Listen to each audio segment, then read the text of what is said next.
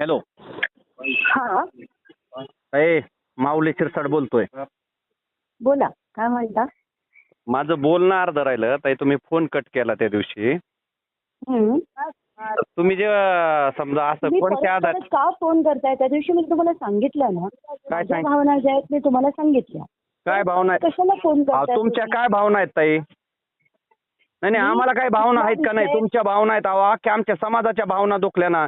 अहो, 3 पिढ्या झाल्या आमचा समाज ऊस तोडतोय ना. समाजाच्या भावना दुखवल्या मी. समाजाच्या भावना- मी कुठे काय म्हंटलय? अहो, समाजाबद्दल नाही, तुम्ही समाजाबद्दल नाही म्हणलात तर काय म्हणलात?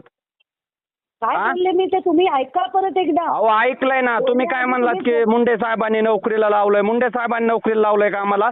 अहो, आमचे आई बापा 50-50 वर्ष झाले ऊस तोडते. तुम्ही ऊसाच्या फडात गेलात का कधी? ऊसात काय असतं माहितीये का तुम्हाला?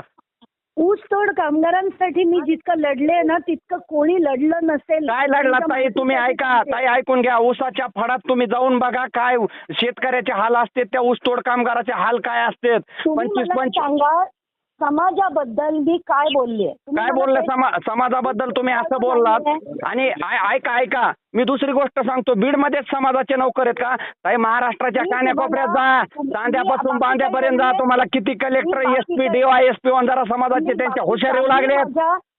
परळीमध्ये जे सगळे अधिकारी आहेत ते सगळे एकाच समाजाचे का? बिंदू नामावली नावाचा जो प्रकार असतो तो कशासाठी असतो की प्रशासनात सगळ्या समाजाला इक्वल चांगलं रिप्रेझेंटेशन मिळावं.